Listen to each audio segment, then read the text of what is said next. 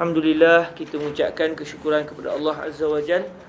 Di atas keizinan daripada Allah, kita bertemu lagi pada pagi ini untuk kita menyambung pembacaan kitab Jam'un Nihayah fi Badi'il Khairi wal Ghayah, karangan Al-Imam Al-Muhaddis Abu Muhammad Abdullah ibn Sa'ad ibn Ahmad ibn Abi Jamrah Al-Azdi Al-Andalusi Al-Qahiri Al-Muqattami.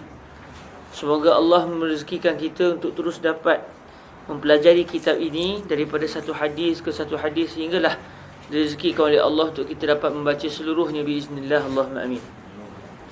Okey, kita masuk kepada hadis yang ke-63 pada hari ini.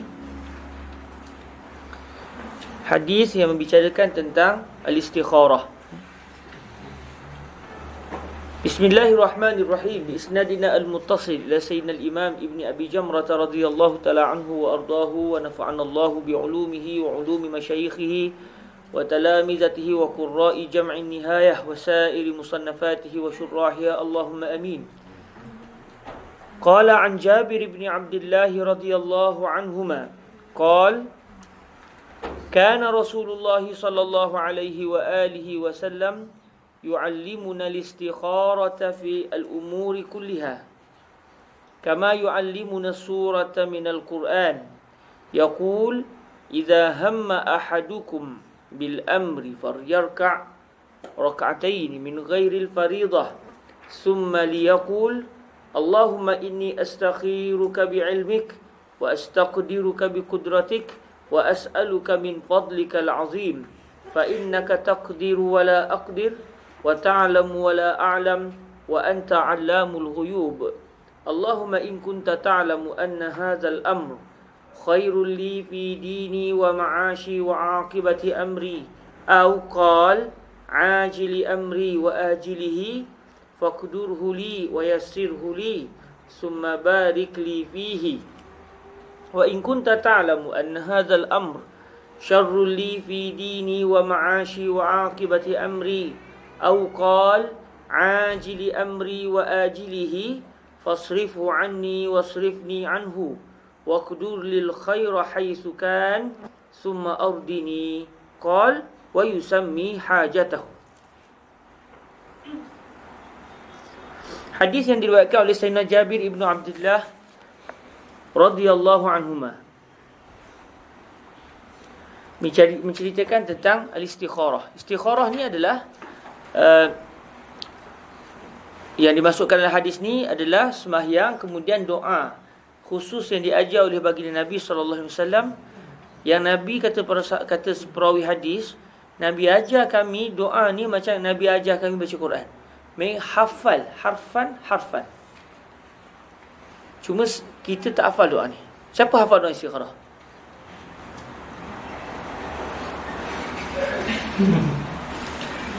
Buat terkejut pula Dia yang baca hadis dia pun tak hafal. Padahal saya dah jumpa dia punya banyak kali. Dan setiap kali saya mengajar, saya kata tuan kita kena hafal hadis ni.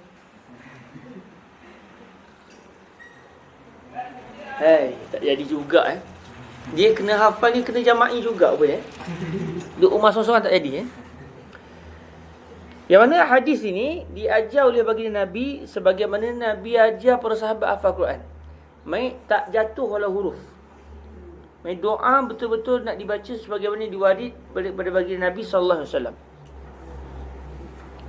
Istikharah maknanya kita minta Allah Taala buat pilihan kepada kita. Talab al-khiyarah. Talab al-khair min Allah Azza wa Jalla. Nurid min Allah ay yakhtar lana. Kita nak minta Allah Taala yang pilih untuk kita. Sebab bila kita yang buat pilihan, kita tidak tahu benda yang akan berlaku akan datang. Manakala Allah pula, Allah tahu daripada dulu sampai sekarang, sampai akan datang. Jadi kita serahkan kepada Allah untuk Allah yang memberikan kepada kita lorongan dan juga petunjuk dalam memilih apa yang terbaik untuk kita. Jadi Fadilatul Syekh Yusri bin Rushdi Al-Hasani menyatakan bahawa istikharah ni semestinya di antara dua perbuatan mubah. Kita nak buat satu benda yang baik, yang bagus, yang mubah. Nak buat pun tak apa, tak nak buat pun tak apa. Cumanya kita tak pasti adakah benda itu bagus atau tidak bagi kita. Mari satu orang, contoh, Dia ajak kita, jom bulan 2 ni pergi Turki. Pergi Turki wajib? Tak. Sunat? Makruh? Haram? Tidak. Mubah. Kita pun okey lah nak pergi, okey. Cuma elok pergi Turki ke macam mana? Takutlah kan jadi apa-apa kat Turki ke apa-apa. Jadi bila begitu, kita pun kata kepada dia, okey, kita insya-Allah kita pergi. Kalau tak ada orang bintang, kita pergi. Maknanya dia tak ada masalah nak pergi. Hati dia tak ada masalah. Dalam masa yang sama, yang terbaik dia minta Allah Ta'ala yang buat pilihan untuk dia. Jadi dia pun sembahyang 2 rakaat. Lepas tu dia baca doa istikharah yang akan kita belajar sampai nanti. Kemudian dia terus buat urusan, kalau nak hantar pasport, hantarlah, buat apa semua. Ketika itu, kalau dia dapat payah ya amat, urusan semuanya serba-serbi payah, ada je halangan, ada je masalah di tengah-tengah proses tu, maka itu kata Fadilatul Syekh Yusri, petunjuk bahawa Allah tak nak dia ke Turki. Contohlah, Turki tu saya buat contoh tu. Sebab Kepelarok Jawi bulan 2 kita ke Turki ke bulan 2? Bulan 2. Hafal Saja nak pergi Turki lah tu. Seronok lagi Turki, kita boleh berlatih balik cakap Inggeris. Sebab orang sana tak boleh cakap Arab, tak boleh cakap Inggeris. Jadi satu-satunya bahasa yang mungkin orang boleh faham sikit, bahasa Inggeris. Ketika itu kita akan nampak sebenarnya bahasa Inggeris kita okey How are you? Fine. How much? Okay kan? Itu kalimah yang okey bunyi pun selain Inggeris lah. Kalau bantai lebih tu kita tak tahulah. Okey, jadi begitulah cara salat istikharah. Dalam apa urusan, kalau kita nak buat benda ni dan benda tu dianggap sebagai benda besar lah, takkan nak istikharah minum air nikah ini kan? Benda yang nak musafir ke tempat, orang ajak kita, jom kita buat projek perniagaan, entah labu sikit, ada labu sikit, InsyaAllah untung bagi sekian-sekian. Kita okey je, tapi sebab benda besar, tak apa, InsyaAllah saya istikharah dulu, kita tengok macam mana. Kita buat keputusan lagi. Tapi kata Syekh Yusri, bila dah soal istikharah dan doa istikharah, jangan tunggu nanti Rusia macam mana nak pergi tak? Nanti Rusia anda tak dapat mimpi gini. Kita bukan macam tu. Bahkan Syekh Yusri kata mimpi pada zaman hari ini mimpi mulakhbat. Mimpi yang banyak tak jelas. Banyak juga kita mimpi, kita ingat itu petunjuk, pun bukan petunjuk pun. Sebab kita punya mimpi kadang-kadang tak jelas. Mimpi kita dah bercampur bergaul lah. Doraemon sekejap masuk Ultraman, lepas tu mimpi sekian jumpa orang alim, tiba orang alim tu kau jadi singa lah. Ada je, tak apa mimpi tu. Dia tak ada mimpi yang boleh dianggap sebagai ada alamat. Jadi kata Syekh Yusri, pada zaman hari ni, sembahyang, doa, lepas tu tawakal ala Allah. Buat urusan macam kita nak buat urusan macam biasa. Kalau di tengah-tengah tu smooth, elok je, tak ada masalah, maknanya itu menunjukkan yang itu yang Allah inginkan. Tapi ada je masalah, Syekh, pergi Turki tak jadi lah. Bukan tak jadi, kita tunda sikit, Syekh. Harga entah kena bayar sikit lebih. Bayar lebih pula. Lepas tu, ya Syekh, minta maaf Syekh, apa namanya, isu Turki ni kita lewatkan sikit. Sebab ada lah benda masalah air macam-macam lah.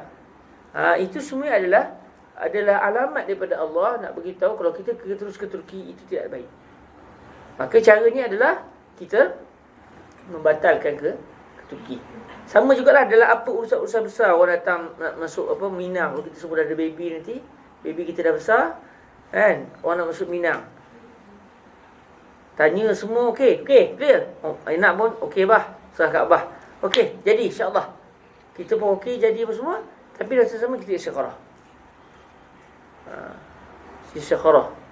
Kemudian buat urusan macam biasa. Kalau di tengah-tengah tu ada je masalah, itu alamat. Itu alamat pada Allah supaya kita tidak meneruskan perancangan kita. Jadi ini adalah apa yang saya dengar daripada Fadilatul Syekh Yusri lah.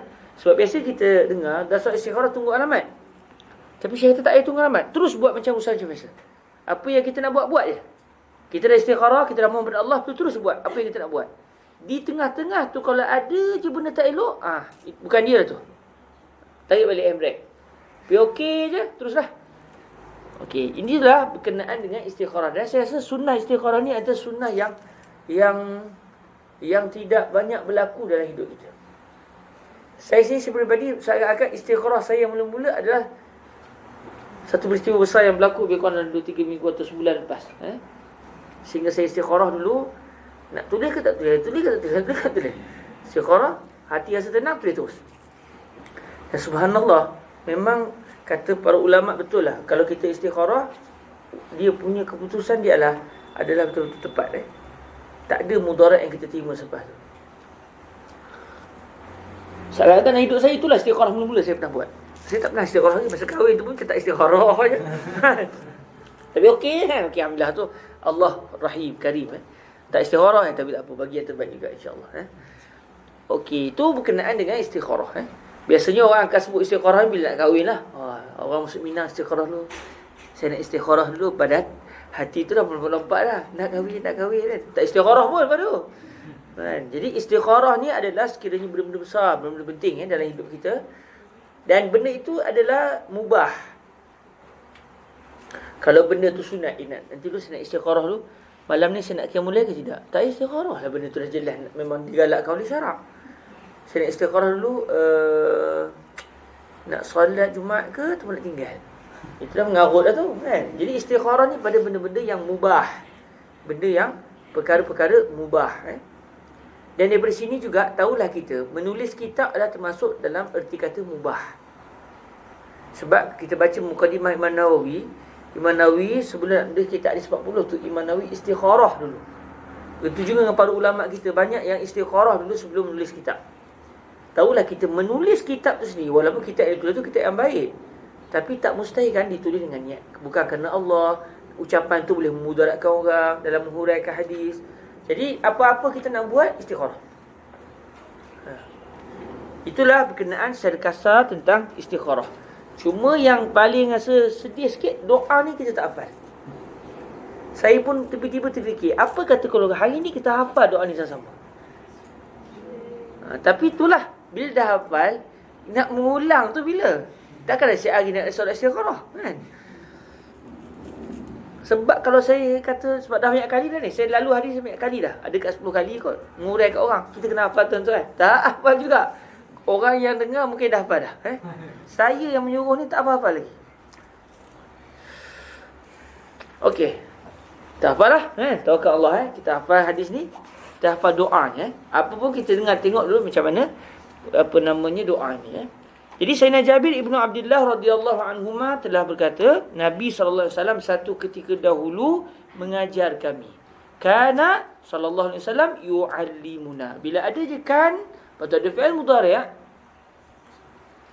Secara urufnya, kata Fadilatul Syekh Said Syaltut, secara urufnya para ulama bagi tahu, sirah begini, gaya bahasa begini, didatangkan kalimah kan satu ketika dahulu, kemudian didatangkan pula satu perbuatan dalam bentuk mudhari', yu'allimuna. Ini menunjukkan al-istimrar.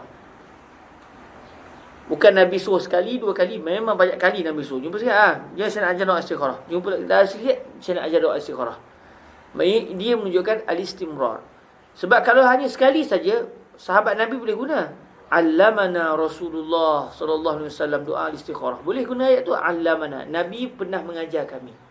Tapi dia sebut kana yu'allimuna, secara urufnya penggunaan ini adalah untuk menunjukkan at-takrar, al-istimrar, berulang banyak kali. Dan kita tahulah daripada hadis ni, Nabi satu ketika dahulu sering kali mengajar kami doa istikharah. Mengajar kami istikharah. Maksudnya mengajar kami doa istikharah fil umuri kulliha, dalam semua urusan kami. Jadi kata Syekh Husri, masuk urusan kami sini maksudnya semua urusan kami yang mubah. Yang kalau buat pun tak apa, tak buat pun tak apa. Bukan pada benda sunat, bukan pada benda wajib, bukan pada benda makruh, bukan benda-benda haram. Sebab yang tu dah tahu dah apa yang Allah nak pada kita. Benda wajib, Allah suruh kita buat, itu yang Tuhan nak. Benda sunat, Allah nak kita buat juga. Tapi kalau tak buat tak berdosa, tapi eloknya buat. Benda makruh, tak payah buatlah seeloknya. Benda haram, jangan buat sama sekali. Dah tahu dah apa yang Allah nak suruh pada kita. Yang kita tak tahu Tuhan nak suruh ke tidak ni, benda mubah. Sebab buat pun tak apa, tak buat pun tak apa. Okey, mana yang terbaik? Kita tak ada wahyu. Kita tak ada ilmu wahyu. Wahyu pun tak turun dari kita. Kalau tiba-tiba datang orang kata saya malaikat Jibril, mengarut tu. Mana lagi turun wahyu dah, tak ada dah. Jadi macam mana kita ada Allah Azza wa Jal, kita memohon kepada Allah. Ada orang setelah dia dapat tu, hati dia tenang. Hati tenang juga adalah alamat. Ada orang subhanallah mimpi terus. Cerita peribadilah pula kan. Isteri saya ketika dia berdoa, tunjukkan ya Allah, tunjukkan siapakah suami. Dia tengok saya, terkejut dia. Sebab masa tu semua pakat tahu saya ada tunang. Cerita dulu kan. Jadi sampai saya kata, ini bukan kot. Sebab sebelum tidur tu tak ada terbayang saya apa semua kan. Tapi mimpi saya. Saya boleh tahu lepas kahwin lah, cerita saya.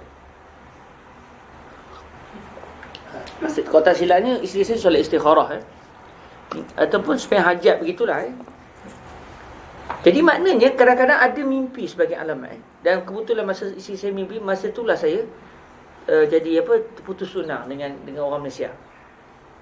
Maksudnya kalau isteri saya mimpi lewat sikit atau awal sikit, tak ada.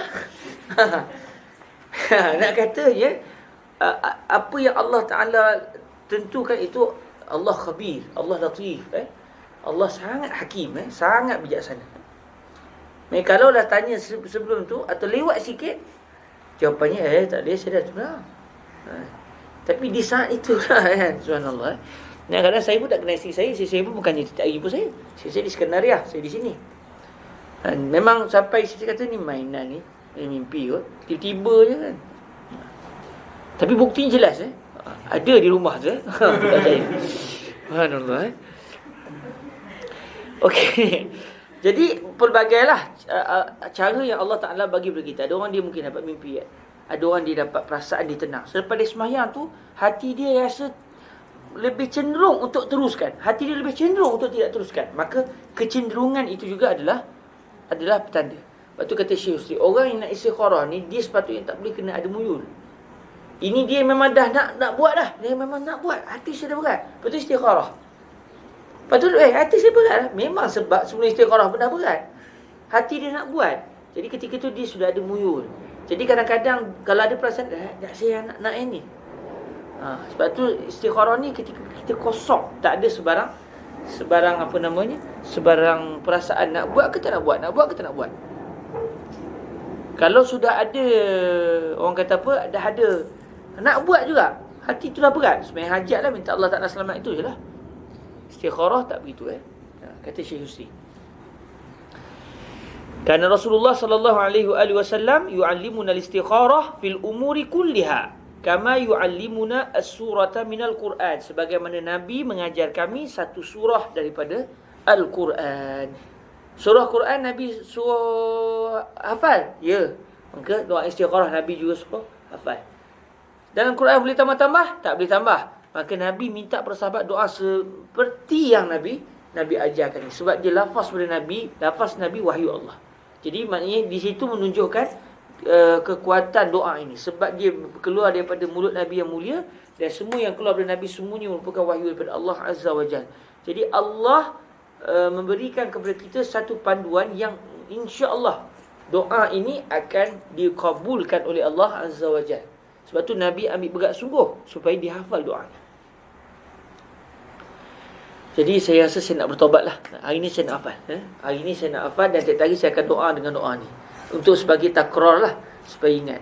Sebab masa saya semayang itu pun, Allah mak dah terlupa pula, dah cari buku lah, nak buka apa semua. Lagi saya doa, tapi tidak dengan sirah ni. Tension juga. Tapi alhamdulillah Tuhan selamatkan jugalah. Okey. Apa doa Nabi? Nabi kata, Iza hamma ahadukum. Yaqul, Iza hamma ahadukum bil amr. Apabila seseorang daripada kamu hamma. Hamma ni ada banyak makna. Ham dengan maksud runsing punya juga. Ham dengan maksud dia bercita-cita nak buat satu benda. Ya juga. Apabila salah seorang di kalangan kamu punya satu perasaan untuk melakukan satu urusan. Macam tadilah, orang ajak nak pergi, macam best juga nak pergi di Turki. Boleh tengok apa namanya, boleh lawat kubur Sayyidina Abu Ayyub Al-Ansari, yang mana Nabi sebut pada beliau laqad utita mizmara min mazamiri ali Daud. Oh, ni suara sedap, suaranya sedap. Dan masa yang sama terlibat dalam perang fisabilillah untuk membuka kota Konstantinia, kota Konstantinopel, bersebaku Konstantinopel. Jadi beliau syahid dalam peperangan tu sebab tapi bukan syahid dengan sebab dibunuh lah. Syahid dalam nak pergi perang tu akhirnya meninggal. Tak sebab perang lah, tapi dalam perjalanan, dalam perbatasan. Dan nak katanya betapa Sayyidina Abu Ayyub Al-Ansari ni orang yang sangat soleh, sangat tinggi rukun Allah.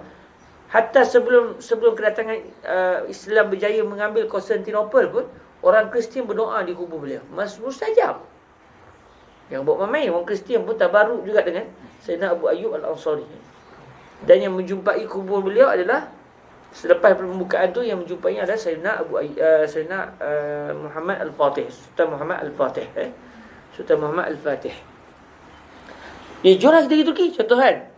Ni iklan ke apa? Tak, ni contoh. Ni contoh. Bulan 2 contoh. Jadi ketika itu nak pergi tak pergi. Akhirnya kita semua istikharah. Mana tahu kau ada masalah tengah duit tapi tak cukup ke apa kan. Jadi kita semua istikharah. Tapi kalau kita nak pergilah. Buat urusan macam biasa. Jadi bila ada yang perasaan begitu, nak buat satu benda yang penting, berjalan ni penting. Sebab bila musafir ni kalau jadi apa-apa susah kita. Bukan tempat kita. Naik kapal terbang lagi. Seram je naik kapal terbang tu. Dulu saya pergi naik kapal terbang ni, saya akan buat Sahih Bukhari. InsyaAllah selamat sebab Sahih Bukhari ada. Bila tak ada Sahih Bukhari mula kelang kabut. Alamak, jadi apa susah kan. Sebab kan Syekh dah sebut di awal-awal kitab, pengalaman orang buat Sahih Bukhari dalam kapal tak karam. Maka saya kiaskan kalau buat dalam kapal terbang, insyaAllah kapal terbang takkan terlepas. Barakah Sahih Bukhari. Tapi kalau bawa je tak baca, tak seronok jugalah. Tapi kalau bawa, baca lah, seronok lagi lah. Okey, jadi dia ada perasaan nak pergi tak pergi, dia buat istikharah.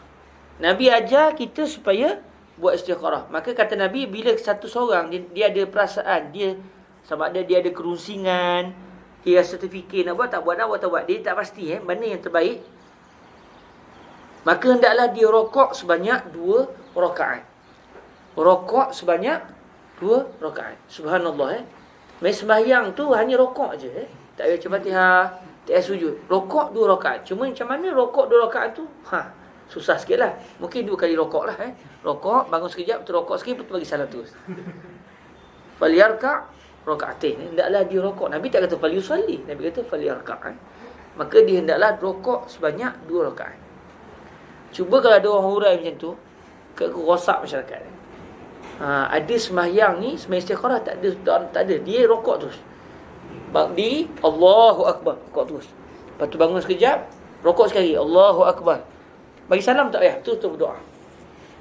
Bahaya kan kalau kita baca hadis tak belajar dengan masyayikh. Falyarka' raka'atain di sini bukan itu maksud dia.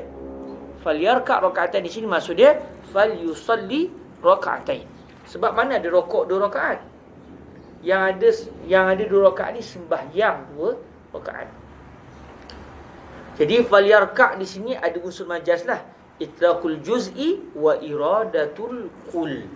Disebut sebahagian juzuk, tapi yang diinginkan bukan hanya juzuk itu, bahkan seluruh juzuk yang berbaki, termasuk dengan yang disebut itlaqul juz'i wa iradatul kull. Disebut sedikit, tapi yang diinginkan adalah semuanya. Ada orang bagi saya Ustaz Mudi kata ni baskawit. Ya akhi, kulil baskawit. Baskawit ni pula dia ada banyak ni. Adakah maksud beliau makan 1 cukup, 2 cukup, 3 cukup, atau kena makan semua sekali? Kalau dia kata ya akhi, makanlah biskut tu. Kalau yang diinginkan semua sekali, jangan bagi orang lain, saya seorang yang makan, maka itlaqu. Jadi situ kalau berkata beliau, ni makanlah sekeping biskut ni. Khuzil baskawit wahda ya akhi. Tapi bila saya makan 1, list wahda bas. Tadi kata 1, itlaqul juz'i wa iradatul kull. Contoh orang bagi kita, Syekh, fadhal, bagi roti bulat tu. Makan roti ni. Maksud dia apa? Makan semua sekali. Ke dia masukkan makan sikit cukup bagi dengan orang lain. Contoh, seekor ayam. Makan dalam talam adalah seketul ayam. Siapa betul-betul makan ayam ni? Makan semua ke makan sikit? Makan sikit lah, jangan makan semua. Dia melihat kepada keinginan orang yang cakap. Di dalam hadis ini, bila Nabi sebut fal yarka' raka'atain, maksud dia fal yusalli raka'atain. Maknanya Nabi sebut hendaklah dia rokok. Maknanya hendaklah dia rokok, tapi jangan rokok terus. Sebelum tu angkat takbir dulu. Lepas takbir baca Fatihah. Lepas Fatihah bacalah surah. Lepas tu rokoklah. Lepas rokok jangan rokok terus. Lepas rokok yang tidak. Maknanya sambung sampai selesai rakaat. Buat rakaat yang kedua, lepas tu bagi salam. Ringkas. Bahasa Arab tu dia menariknya dia ringkas. Cuma zaman Nabi tak timbul isu ni, orang faham. Zaman hari ni kena diterangkan. Sebab kalau tidak orang salah faham. Falyarka' raka'atain min ghairil faridah. Hendaklah dia rokok sebanyak 2 rakaat, yang mana 2 rakaat tersebut bukannya salat fardu. Maknanya dia kena sembahyang khusus. Bukan sembahyang zuhur lepas tu baca doa ni. Yang Nabi nak dia sembahyang 2 rakaat, sembahyang 2 rakaat sunat. Sebab apa sembahyang ni? Sebab nak minta Allah bagi petunjuk. Kita mohon apa tujuan solat ni? Apa sebab kita nak sembahyang ni? Sebabnya kita mahukan hidayatullah. Maknanya sembahyang ni, sebab kenapa kita disuruh sembahyang ni? Sebab kita inginkan hidayatullah. Sebab nak dapat hidayah Allah kita sembahyang. Jadi maknanya sembahyang ni, dia dalam mazhab Imam Syafi'i kita, dia termasuk dalam sembahyang yang tidak boleh dibuat di dalam waktu-waktu yang diharamkan oleh syarak. Kan ada waktu tak boleh sembahyang. Sekarang boleh sembahyang? Boleh. Sekejap lagi lebih kurang katakan 15 minit sebelum masuk zuhur tak boleh sembahyang. Sebab ketika tu matahari betul-betul tegak atas kepala. Boleh tak sembahyang istiqarah waktu tu? Tak boleh. Tapi Nabi tak sebut. Memang Nabi tak sebut. Tapi ada hadis. Hadis apa? Nabi tak bagi sembahyang pada waktu-waktu yang diharamkan. Orang tanya, ada ke istiqarah Nabi kata? Nabi tak sebut. Maksudnya semua waktu boleh. Kita kata, tapi hadis ni macam mana pula? Orang kata ini hadis pasal sembahyang asar. Nabi pernah sembahyang zuhur, sembahyang sunat ba'diyah zuhur, qada'an dalam waktu asar. Ada orang kata, ini sembahyang asar. Ini dalam waktu asar. Dan sembahyang pula adalah sembahyang 2 rakaat selepas zuhur. Ini cerita pasal istiqarah, 2 solat yang berbeza. Mazhab Syafi'i kata kias. Tengok fuqaha kita dia guna habis semua dalil. Bukan mudah-mudah nak keluarkan hukum. Sebab tu tak betul kalau satu orang belajar hukum tengok daripada hadis. Dan kita sekarang ni pun bila kita baca kita akan kaitkan balik dengan apa yang kita belajar dari sudut fiqh. Sebab kitab fiqh adalah huraian bagi hadis Rasulullah sallallahu alaihi wasallam. Syekh nak sebut dekat kami gitu. Huraian kepada hadis Nabi adalah kitab fiqh. Jarang saya dengar tu, saya tak dengar orang yang sebut gitu. Biasanya syarahan Sahih Bukhari apa dia? Fathul Bari, Umdatul Qari. Lepas ni kita boleh jawab. Syarah Sahih Bukhari apa dia? Mughnil Muhtaj. Matan Nabi Syuja', Muqaddimah Al-Hadramiyah. Terkejut orang tu, tapi sebenarnya betul. Sebab yang memahami fiqh ini setelah mereka melihat pelbagai hadis-hadis Rasulullah serta dalil-dalil yang lain. Jadi apabila sembahyang istikharah ini termasuk dalam sembahyang yang sebab dia adalah lewat. Berapa sembahyang? Sebab nak dapat hidayah. Dapat hidayah dulu baru sembahyang atau sembahyang dulu dengan harapan sebab tu dapat hidayah? Sembahyang dulu baru nak dapat hidayah, insya-Allah. Saya sembahyang ni nak minta hidayah, bukan sembahyang syukur sebab dapat hidayah. Maknanya kalau begitu, sembahyang yang sebabnya lebih lewat, kita sembahyang dulu baru insya-Allah datang sebab. Ketika itu sembahyang begini tidak boleh dibuat dalam waktu-waktu yang haram. Bila waktu haram? Lepas sembahyang subuh sampai masuk waktu duha. Waktu tu tak sembahyang. Tapi kat masjid-masjid orang Arab lepas sembahyang subuh dia orang bangkit 2 rakaat tu pakis. Ada ke ba'diyah sembahyang subuh? Tak ada. Habis tu yang dia buat apa? Ni orang jahil. Hati-hati Syekh. Jangan cepat kata orang jahil. Takut dia orang buat tu ada ilmu. Kita yang jahil terhadap apa yang mereka lakukan. Kalau kita tanya pakcik, kenapa sembahyang ni pakcik? Ba'diyah. Ba'diyah subuh.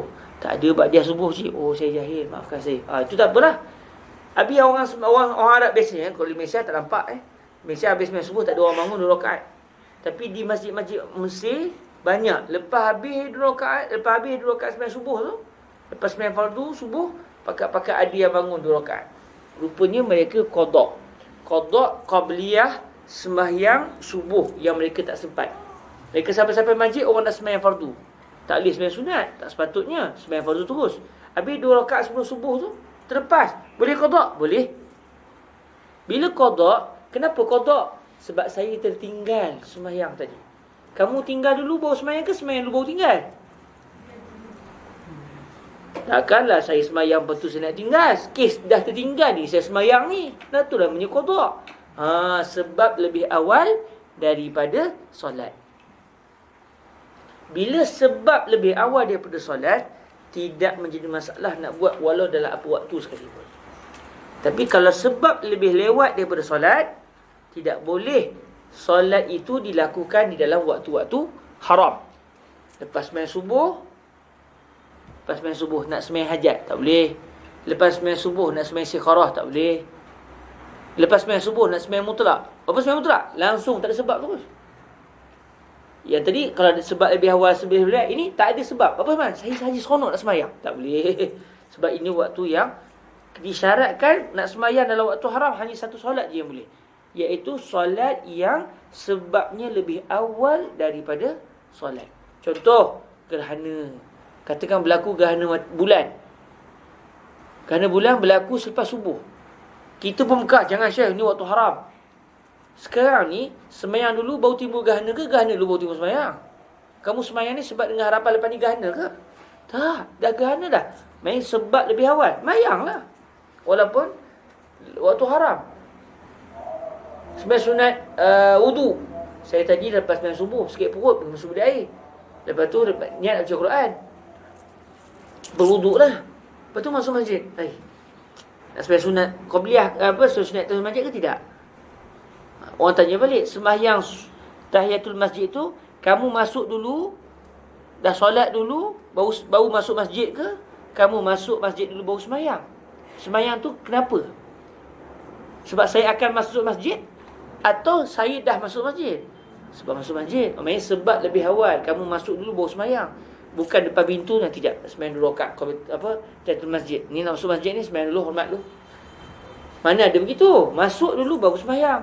Jadi kalau sebab lebih awal, tak ada masalah untuk dilakukan dalam apa keadaan sekalipun.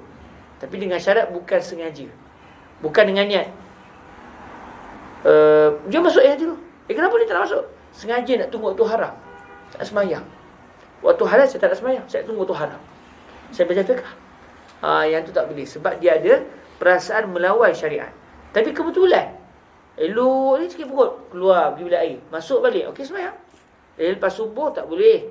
Ketika matahari tegak atas kepala tak boleh. Melainkan pada hari Jumaat saja boleh. Kemudian lepas asar, lepas sembahyang fardu asar sampai masuk maghrib, senggang waktu tu tak boleh. Ni adalah waktu-waktu yang diharamkan sembahyang. Jadi kalau siapa yang tak sembahyang pada waktu tu, kenapa dia tak sembahyang ni? Kerana Allah suruh, dapat pahala. Padahal tak buat apa pun. Duk macam ni, ya Allah, ni waktu kau haramkan aku sembahyang, aku takkan sembahyang waktu ni. Meninggalkan satu benda kerana Allah suruh, dia dapat pahala. Jadi macam orang perempuan, apa tak sembahyang ni? Saya tak ada sembahyang.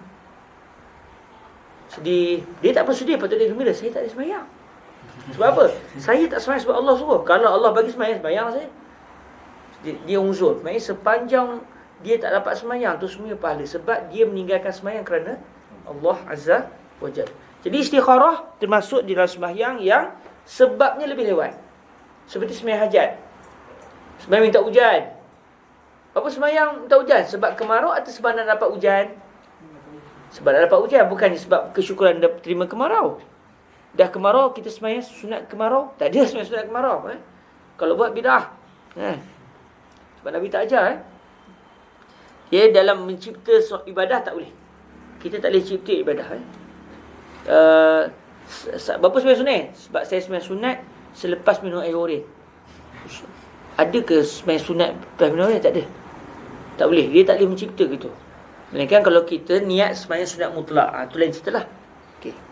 Jadi sembahyang istikharah termasuk dalam sembahyang yang sebabnya lebih lewat daripada solat. Jadi dia tidak boleh dilakukan di dalam waktu haram. Melainkan Kalau pada hari Jumaat, okey, hari Jumaat boleh lah. Ketika matahari tegak atas kepala, waktu tu boleh pada hari Jumaat. Atau sewaktu kita di Makkah Al-Mukarramah. Waktu Mekah, khalas. Nabi SAW memberikan satu keluasan kepada orang yang berada di tanah haram untuk melakukan solat dalam apa saja waktu sekalipun. Dan dalam masalah ini, bukan sekadar Masjidil Haram, tanah haram seluruhnya. Saya boleh ingat ni sebab dulu kami pergi naik gunung Nur, Jabal Nur. Naik tu, akhirnya azan asar. Kami sembahyang asar di atas. Lepas tu kita sambung naik, nak menunggu tobu, nak menunggu semua beratur nak masuk dalam tempat Nabi solat tu. Kan?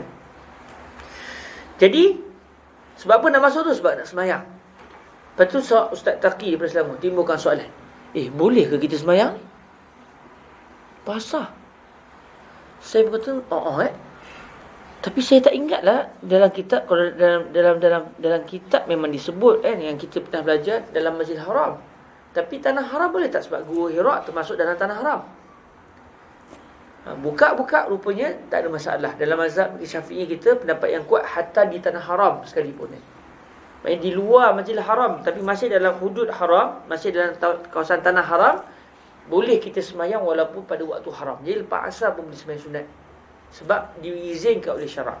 Tapi kalau dia haram madani di Madinah, di dalam Masjid Nabi, dalam mazhab Syafi'i kita mengatakan Masjid Nabi seperti baki masjid yang lain. Walaupun ada kehormatannya, tetapi pengecualian yang ada di Mekah tidak berlaku di Madinah. Cuma kalau ikut mazhab Syekh Husri berpendapat dengan pendapat yang satu lagi yang mengatakan harta di Masjid Nabi pun seperti Masjid Makki, Masjid Mekah, Masjidil Haram. Jadi sebab tu kita tengok kadang-kadang di Masjid Nabawi ada orang yang lepas subuh pun sembahyang sunat, sebab dia berpegang dengan pendapat Masjid Nabi macam Masjid Madinah, macam Masjid Mekah. Sebab Masjid Mekah tanah haram juga, ini pun tanah haram juga. Jadi kedua-duanya sama. Okay, masalahnya ada khilaf sikit lah di kalangan para ulama. Sengaja saya sebut ni buat apa? Sebab kalau kita tengok ada orang amalkan, kita tak iktirad. Tapi kita sini nak amal apa? Peganglah pendapat yang kuat, pendapat yang muktamad dalam mazhab Syafi'i kita. Tapi Syekh Husri dalam bab ni, kerana Syekh Husri ni orang minat solat. Syekh Husri ni orang yang minat solat, sebab beliau akan baca Quran dalam solat, khatam Quran dalam solat. Jadi oleh kerana beliau ni, kegemaran beliau adalah solat, jadi apa sahaja pendapat fuqaha yang membenarkan untuk solat, beliau akan pegang. Sebab tu kalau Syekh di Kahirah pun pergi ke Masjid Sayyidina Husin pun, daripada Muqaddam saja bawa kereta mayang main sunat. Kalau ikut mazhab Syafi'i yang pendapat kuat, tak boleh begitu. Dia mesti musafir. Pergi ke Kahirah, daripada Muqaddam ke Kahirah tu tak panggil musafir. Gimana Syekh? Anda musafir? Ke mana? Ke Sayyidina Husin. Allah, takkan musafir pun. Entah gimana Syekh? Anda nak musafir? Ke mana? Daripada Asyir ke Sabik. Anda musafir. Itu bukan musafir. Sebab dia tidak tertakluk dengan hukum safar. Tapi dalam bab solat, Syekh Husri pegang bab ni. Sama dengan Syekh Ahmad Haji. Syekh Ahmad Haji pun daripada rumah beliau nak ke Masjid Syekh Ali Jumaah, dekat je pun. Lebih kurang setengah jam. Kat takbir. Semayang. Tapi Syekh tak buat lah. Yang bawa Ustaz Khairul Anam, Syekh semayang. Habis semayang rokok sujud. Tak lah, isyarat lah. Semayang sunat. Bukan semayang fardu. Jadi oleh kerana Syekh Husri ni kegemarannya begitu, sebab tu Syekh Husri dalam bab Masjid Nabi pun samakan macam Mekah. Jadi dalam waktu lepas asar ke apa boleh. Cuma kalau orang tanya mazhab Syafi'i kata apa? Mazhab Syafi'i kata tak betul. Tapi yang Syekh pegang betul dalam mazhab lain. Jadi masalah fiqh ni dia luas, dan kita bila kita belajar fiqh kita jadi tenang. Bukan kita menyusahkan masyarakat. Kita bukan cerita kepada masyarakat benda-benda begini. Ni Basul Mubashir. Yang dengar ni insya-Allah yang belajar lah, kan?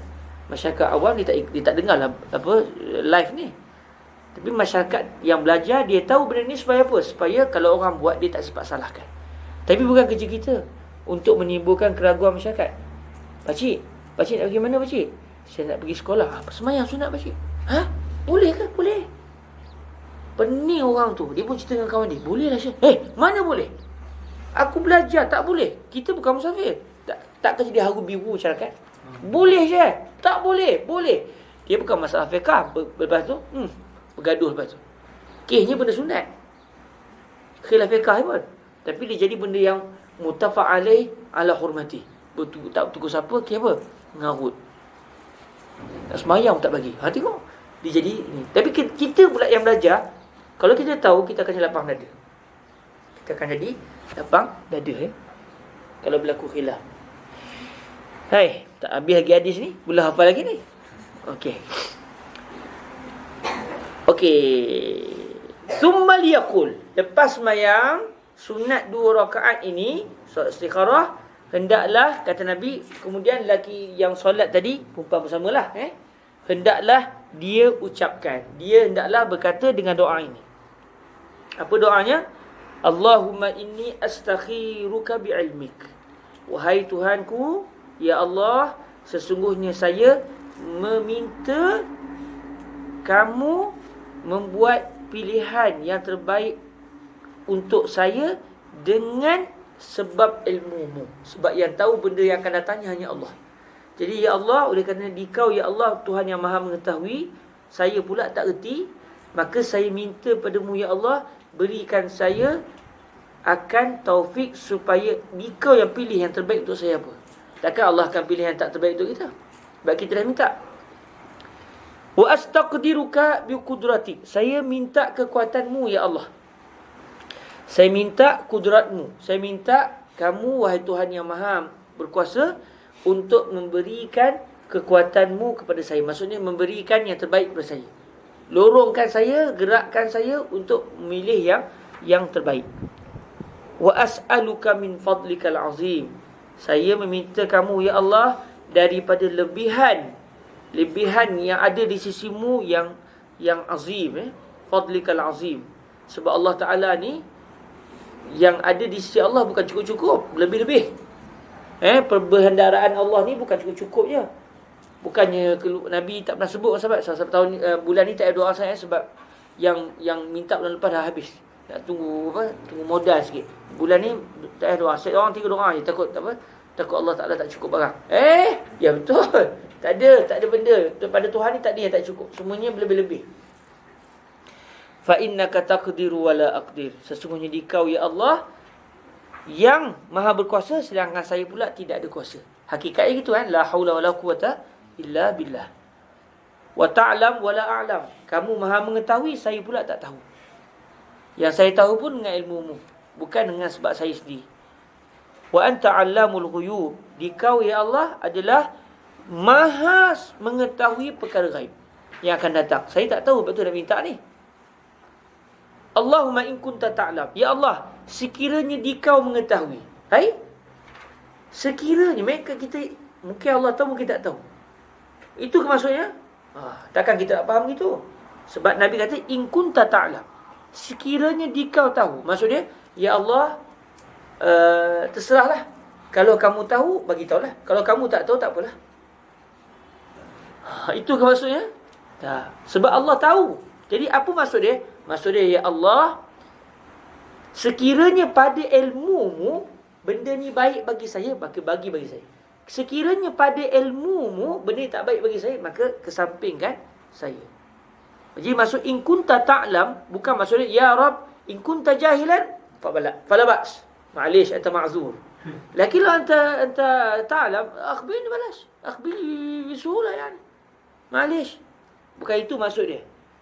Tapi maksud dia sekiranya kamu tahu, maksud dia ya Allah, disebabkan kamu tahu apa yang akan berlaku, kalau yang saya pilih ni baik, teruskan.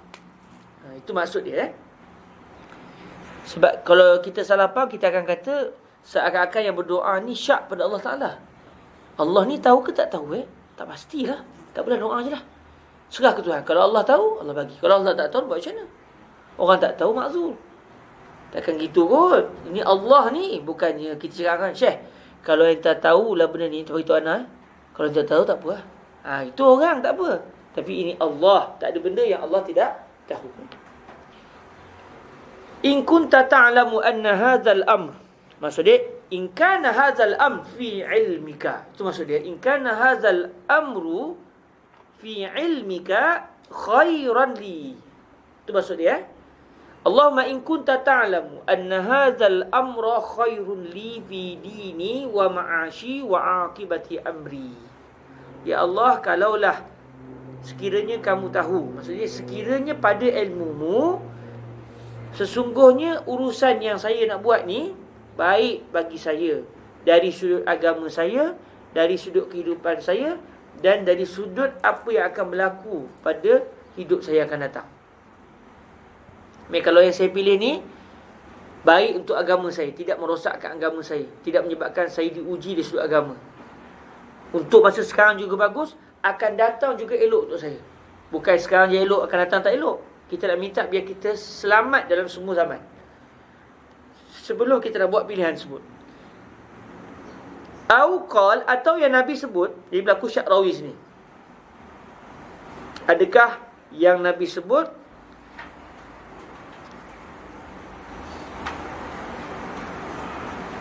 kalau ikut di sini sezahnya, adakah yang Nabi sebut wa ma'ashi wa aqibati amri, atau yang Nabi sebut ajili amri wa ajilihi? Di sini saya pernah terfikir, kalau ada satu orang dia boleh himpunkan semua hadis Rasulullah yang ada padanya kalimah au untuk dipastikan adakah au ni daripada sabdaan Nabi atau daripada syak rawi. Contoh di sini yang berlaku syak rawi ni pada kalimah apa? Pada dini ke? Tidak. Okey, pada ma'ashi berlaku syak ke tidak? Wallahu alam. Tapi seakan-akan di situlah berlaku syak rawinya. Adakah yang Nabi sebut wa ma'ashi wa aqibati amri, atau yang Nabi sebut atau Nabi sebut Allahumma in kana hadzal amr khairul li fi dini wa ajili amri wa ajilihi? Atau mungkin juga sebenarnya berlaku syak pada kalimah aqibati amri tu. Jadi tidak berlaku syak pada ma'ashi. Wallahu alam. Jadi saya tak pasti, saya amalnya saya tak pasti mana satu sebenarnya berlaku syak ni pada kalimah ma'ashi dan aqibati amri, atau berlaku syak hanya pada kalimah aqibati amri. Ini juga adalah satu cabaran, sebab kita nak tahu benda ni kadang-kadang tak disebut dalam kitab.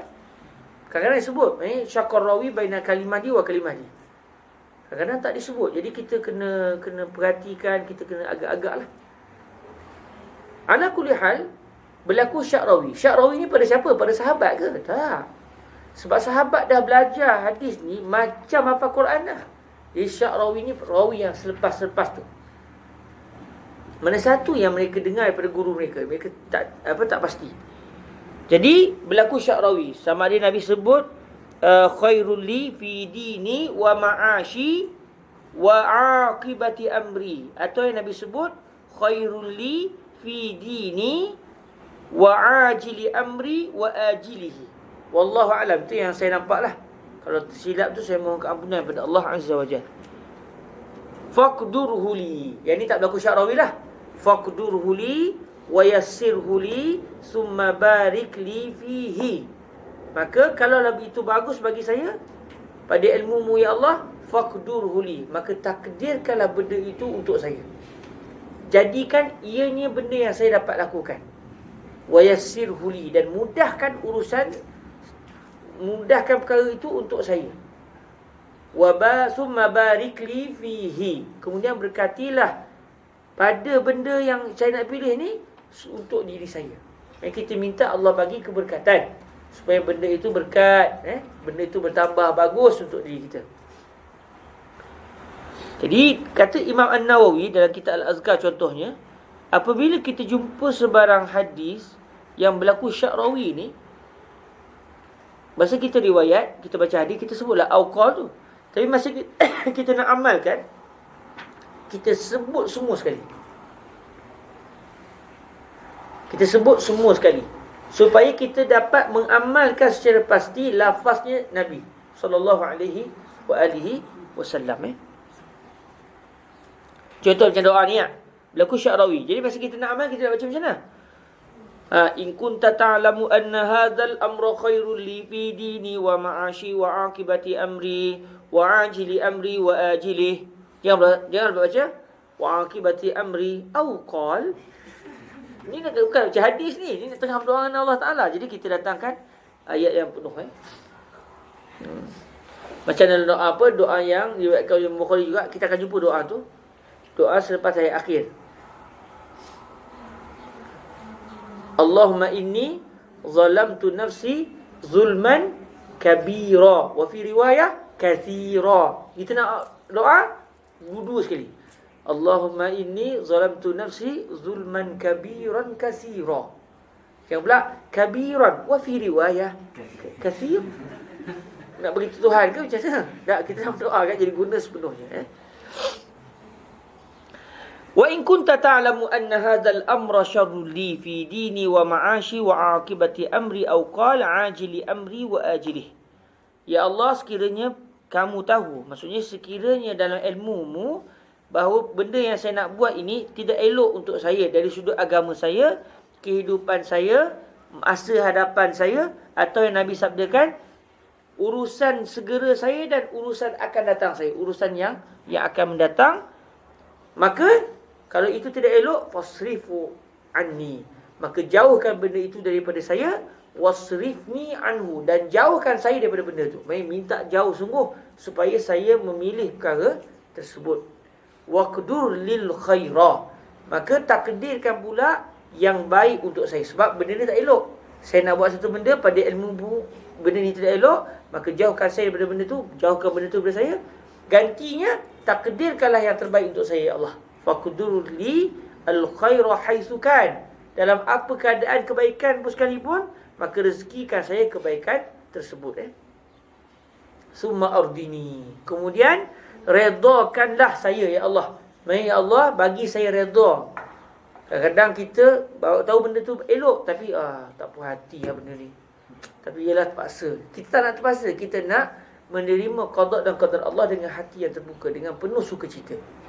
Jadi kita minta Allah bagi kepada kita kemampuan untuk redha dengan segala qada dan qadar Allah Azza wa Jalla. Qala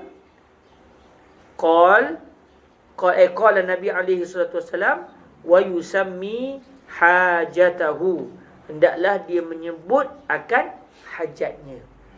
Jadi kata Fadilatul Syekh Husni suatu huraikan hadis, Nabi minta kita sebut hajat kita dalam doa ni. Nak sebut di mana? Sebut pada kalimah anna hadzal amra tu. Jadi anna hadzal amr, kita tukar terus. Contoh satu orang dia nak pergi Turki, dia pun doa, Allahumma inni astakhiruka bi'ilmika wa astaqdiruka biqudratika wa as'aluka min fadlikal azim fa innaka taqdir wa la aqdir wa ta'lam wa la a'lam wa anta 'allamul ghuyub. Allahumma in kunta ta'lam anna dhihabi ila Turkiya khairun li. Di situ masih kita doa begitu. Allahumma in kan dhihabi ila Turkiya khairun li fi dini wa ma'ashi wa 'aqibati amri wa 'ajili amri wa ajilih faqdurhu li wa yassirhu li summa barik li fihi. Wa in kunta ta'lam anna dhihabi ila Turkiya syarrun li fi dini wa ma'ashi wa 'aqibati amri wa 'ajili amri wa ajilih fasrifu anni wasrifni anhu waqdur lil khaira haitsu kan summa ardini. Itu cara-cara contoh doanya. Kalau bagi yang boleh bahasa Arab tak timbul masalah lah, kan? Tapi yang akan timbul sikit kalau makcik-makcik ataupun orang Malaysia yang nak berdoa tapi dia tak boleh bahasa Arab. Jadi cara dia macam mana? Jadi tukar bahasa. Mula-mula cakap Arab. Allah fa innaka taqdir wa la aqdir wa ta'lam wa la a'la wa anta 'allamul ghuyub. Allahumma in kunta ta'lam, saya nak pergi ke Turki ni, khairun li fi dini. Jadi begitulah. Sebab Allah tahu semua bahasa. Cuma oleh kerana kita tak mampu nak tukar ke dalam bahasa Arab tu, jadi doa je, sebut je dalam bahasa Melayu, tak apa. Allahumma in kunta ta'lam anna, tukar terus. Pergi ke Turki. Khairun li fi dini wa ma'ashi wa 'aqibati amri wa ajili amri wa ajilihi faqdurhu li wa yassirhu li summa barik li fihi. Wa in kunta ta'lam anna, pergi ke Turki, syarrun li. Dia jadi begitulah. Ikutlah apa saja hajat yang kita yang ni.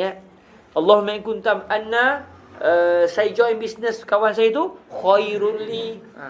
Kalau yang tak boleh bahasa Arab, tapi kalau yang boleh bahasa Arab, eloklah ditukar ke dalam bahasa Arab. Jadi doa ini adalah doa yang mustajab. Kata Fadilatul Syekh Yusri, kalaulah waktu dah terdesak. Kawan kata, Syekh, jom kita ke Turki. Bila? Hari ni. Takkan hari ni. Anda perlu hentar, Syekh, sebab Anda bab pergi Turki ni, entah tahu sejarah apa. Anda pula sebelum ni dah ada orang nak jadi apa, tour panggil. Tour guide. Tapi masalah tiba-tiba hari tu dia sakit perut. Hari ni pula dia sakit perut. Punyalah banyak hari. Hari ni dia pilih tu sakit perut. Bolehlah, Syekh, tolonglah. Entah tahu sejarah apa tu. Kalau anda tak erti semua, tolonglah, Syekh. Yang kita, anda tak ada duit, tak apa, Syekh, anda support semua. Jadi kalau isteri anda tak ada duit, anda bagi isteri anda tak ada duit. Tapi anda takut, Syekh, anda ada. Allah ada. Aduh, macam mana ni? Kita dah terdesak. Nanti dah semen, dua apa kita nak pergi sekarang? Kalau begitu, kata Syekh Yusri, kalaulah dah teruk sangat masa tu, masa dah suntuk, nak sembahyang pun dah tak sempat, maka kata Syekh Yusri, dia hendaklah baca doa ni saja. Okey, Syekh, anda akan pergi, tapi akan baca doa istikharah. Tak apa, Syekh, tak baca doa istikharah. Tapi ingat, kalau tiba-tiba berlaku masalah, anda balik. Sebab anda istikharah. Tapi tak sembahyang. Syekh Yusri kata tak apa. Syekh Yusri kata tak apa. Sebab entah yang desak anda nak cepat-cepat sangat ni. Jadi, anda doa. Allahumma. Dia pun doa terus.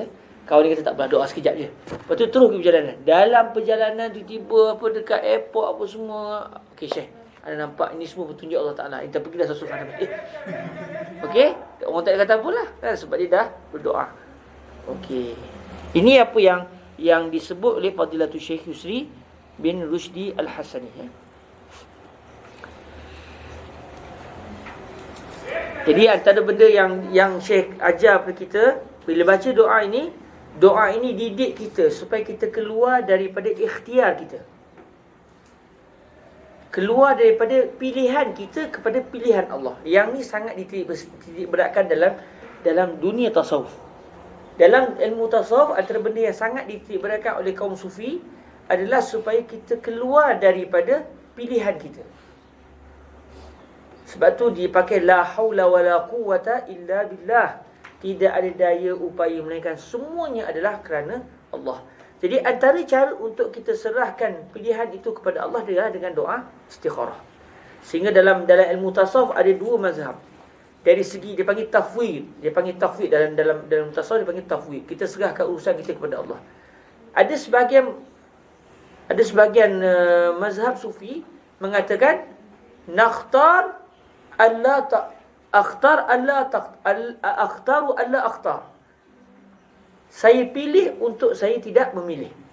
Akhtar alla akhtar. Saya pilih untuk saya tidak memilih. Ada sebagian ulama sufi kata, tak, itu kamu pilih juga. Sepatutnya ana la akhtar. Saya terus tidak pilih. Jadi kalau kita perasan dia ada beza tu. Saya memilih untuk tidak memilih. Satu lagi saya ada pilihan untuk saya milih, tapi saya tak nak pilih yang ni. Saya serahkan kepada Allah untuk buat urusan pada saya. Akhtar alla akhtar. Satu mazhab lagi mengatakan ana la akhtar. Allah walazi akhtar. Ini dia punya tingkat ni lah. Dia punya perbezaan sedikit. Tapi dia agak halus halus sangat-sangat. Tapi kesimpulannya semuanya membawa kepada kita nak serahkan urusan kita kepada Allah. Dan ini susah. Biasanya kita yang buat pilihan. Syekh, istikharah. Anda boleh istikharah, Syekh. Tapi buat tiba-tiba hati anda tiba-tiba elok-elok nak pergi Turki, tak pergi Turki macam mana? Anda nak pergi Turki, tapi anda takut juga jadi masalah apa? Itu istikharah. Anda boleh istikharah, tapi kalau tiba-tiba hati anda tak nak pergi, macam mana? Anda tak pergi Turki, tak kerugi. Turki, Syekh. Entah nak support lah tu. Nampak? Dia sebenarnya dia nak pilih. Biasanya kita begitu. Kita yang nak buat, kita sendiri nak pilih. Tapi masalahnya kita pilih dengan ilmu kita, dengan sangkaan kita yang tak tahu tentang benda yang akan berlaku.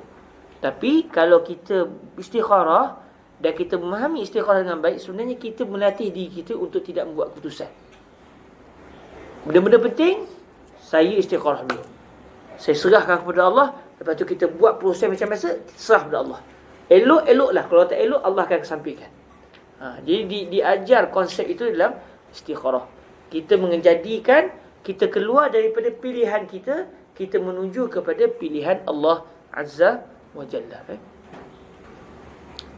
Alhamdulillahirabbil alamin. Rasanya setakat ni sajalah yang kita sempat. Daripada sekali pukul apa dah? Pukul setengah dah kita baca kan? Boleh tak kita ambil masa lebih kurang 10 minit kita try hafal? Sebab saya sendiri rasa tension. Sebab saya juga yakin adik-adik tak akan menghafal. Ke memang insyaAllah kami janji hafal. Minggu depan kita tasmih. Kalau gitu kita boleh tak kita ambil masa lebih kurang 10 minit? Siapa ada kerja tak apalah. Yang tak ada kerja, kita tasmih hadis ni, kita ulang doa ni banyak kali supaya kita boleh berusaha untuk ingat. Kita ambil masa lebih kurang 10 minit je.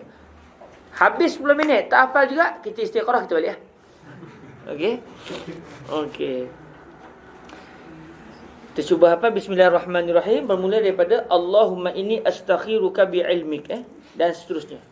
Okey. Allahumma inni astakhiruka bi'ilmik. Allahumma inni astakhiruka bi'ilmik. Allahumma inni astakhiruka bi'ilmik. Allahumma inni astakhiruka bi'ilmik wa astaqdiruka biqudratik wa astaqdiruka biqudratik wa astaqdiruka biqudratik wa astaqdiruka biqudratik. Allahumma inni astakhiruka bi'ilmik wa astaqdiruka biqudratik. Allahumma inni astakhiruka bi'ilmik wa astaqdiruka biqudratik.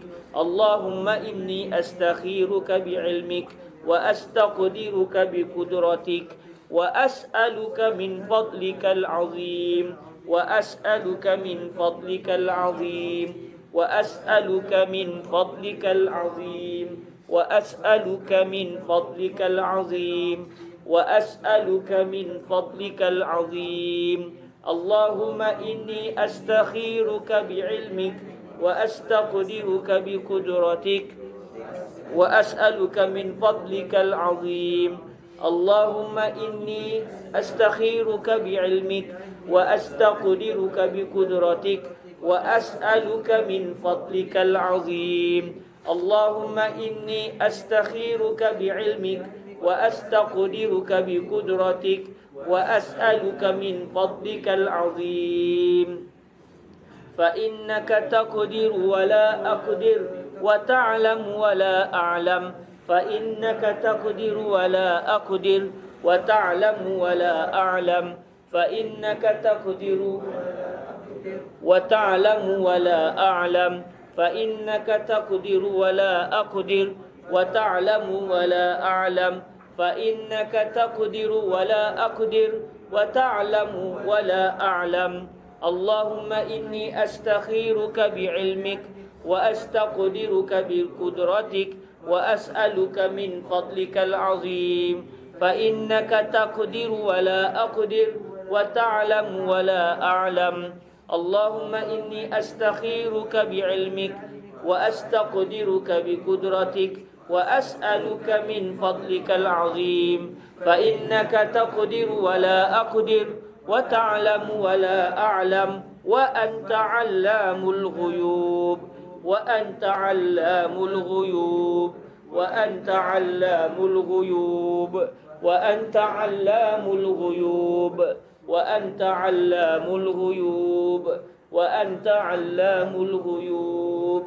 Allahumma inni astakhiruka bi'ilmik wa astaqdiruka biqudratik wa as'aluka min fadlikal azim. Fa innak wa la aqdir wa ta'lamu wa la a'lam wa anta 'allamul ghuyub. Allahumma inni astakhiruka bi'ilmik wa astaqdiruka biqudratik wa as'aluka min fadlikal azim. Fa innaka taqdiru wa la aqdir wa ta'lamu wa la a'lam wa anta 'allamul ghuyub. Allahumma in kunta ta'lamu anna hadzal amra Allahumma in kunta ta'lamu anna hadzal amra Allahumma in kunta ta'lamu anna hadzal amra Allahumma in kunta ta'lamu anna hadzal amra Allahumma in kunta ta'lamu anna hadzal amra Allahumma in kunta ta'lamu anna hadzal amra خير لي في ديني خير لي في ديني خير لي في ديني اللهم إن كنت تعلم أن هذا الأمر خير لي في ديني اللهم إن كنت تعلم أن هذا الأمر خير لي في ديني اللهم إن كنت تعلم أن هذا الأمر خير لي في ديني اللهم إن كنت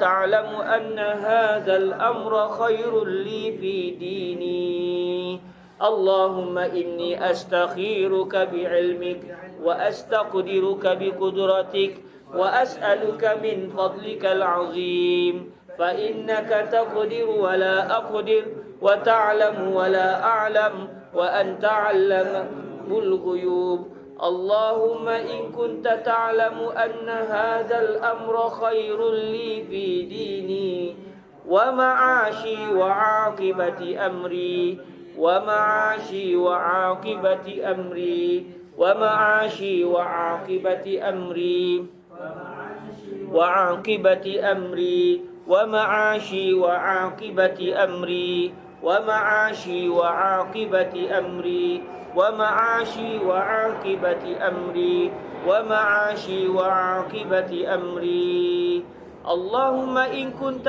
تعلم أن هذا الأمر خير لي في ديني ومعاشي وعاقبة أمري اللهم إن كنت تعلم أن هذا الأمر خير لي في ديني ومعاشي وعاقبة أمري اللهم إن كنت تعلم أن هذا الأمر خير لي في ديني ومعاشي وعاقبة أمري اللهم إني أستخيرك بعلمك وأستقدرك بقدرتك وأسألك من فضلك العظيم فإنك تقدر ولا أقدر وتعلم ولا أعلم وأنت علام الغيوب اللهم إن كنت تعلم أن هذا الأمر خير لي في ديني ومعاشي وعاقبة أمري وعاجل أمري وآجله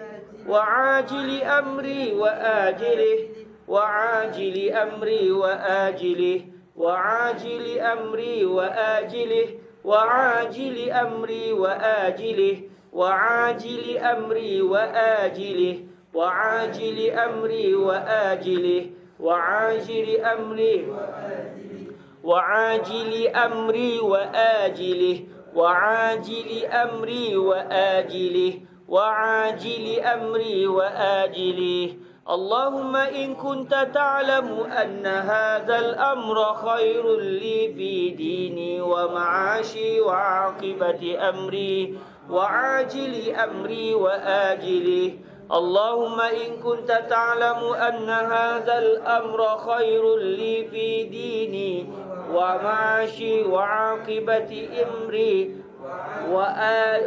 وعاجل أمري وآجله فاقدره لي ويسره لي فاقدره لي ويسره لي فاقدره لي ويسره لي فاقدره لي ويسره لي فاقدره لي ويسره لي فاقدره لي ويسره لي فاقدره لي ويسره لي اللهم إن كنت تعلم أن هذا الأمر خير لي في ديني ومعاشي وعاقبة أمري وعاجل أمري وآجله فاقدره لي ويسره لي اللهم إن كنت تعلم أن هذا الأمر خير لي في ديني ومعاشي وعاقبة أمري وعاجل أمري وآجله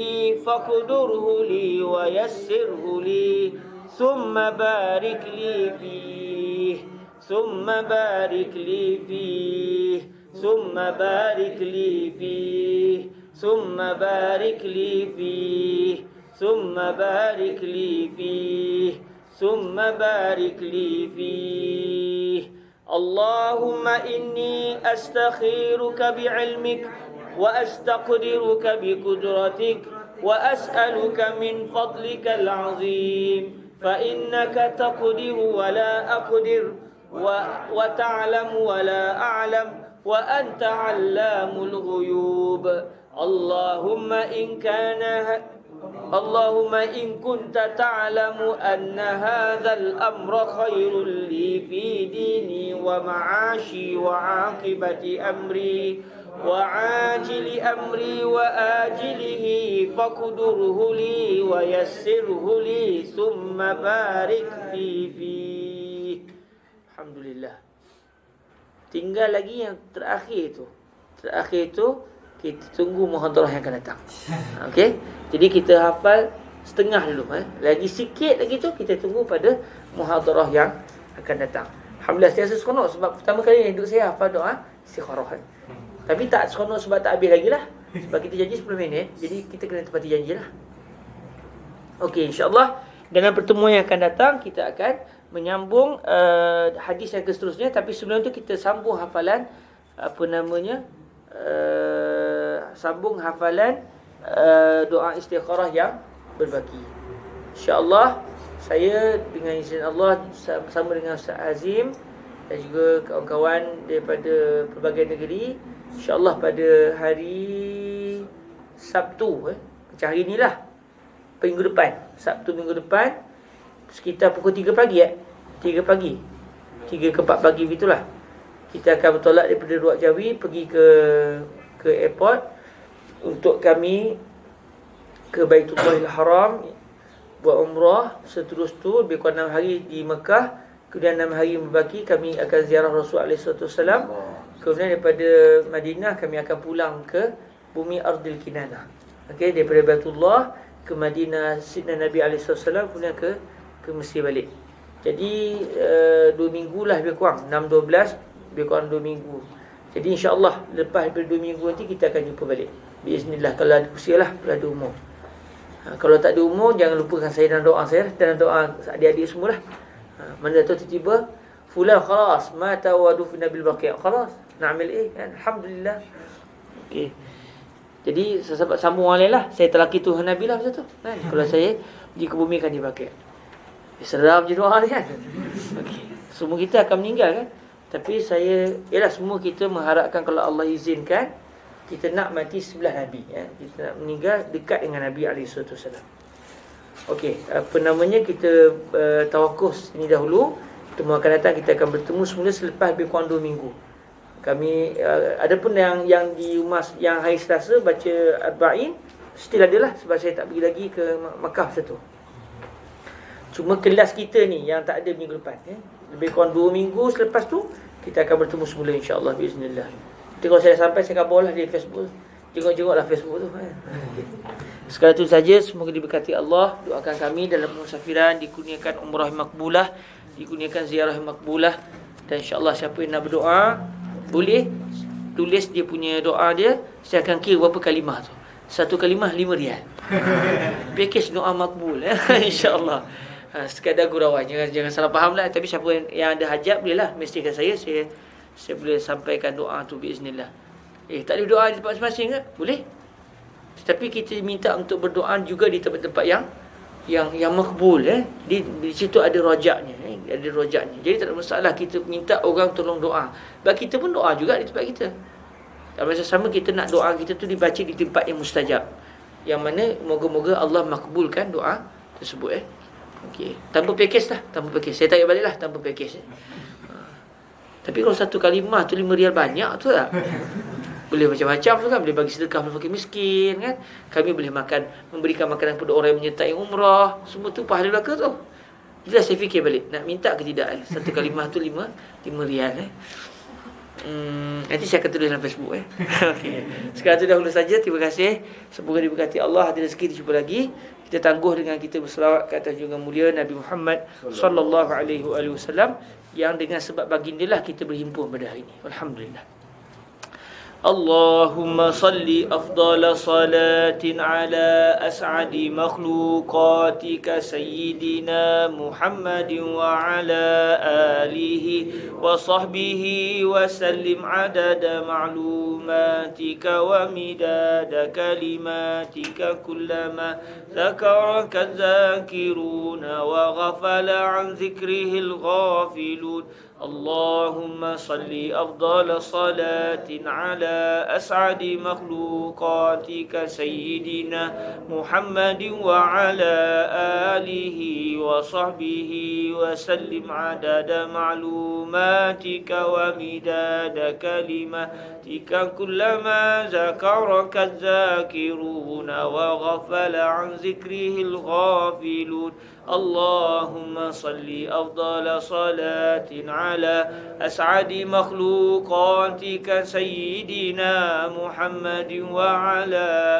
آله وصحبه وسلم عدد معلوماتك ومداد كلماتك كلما ذكرك الذاكرون وغفل عن ذكره الغافلون سبحانك اللهم وبحمدك أشهد أن لا إله إلا أنت أستغفرك وأتوب إليك بسم الله الرحمن الرحيم والعصر إن الإنسان لفي خسر إلا الذين آمنوا وعملوا الصالحات وتواصوا بالحق وتواصوا بالصبر السلام عليكم ورحمة الله وبركاته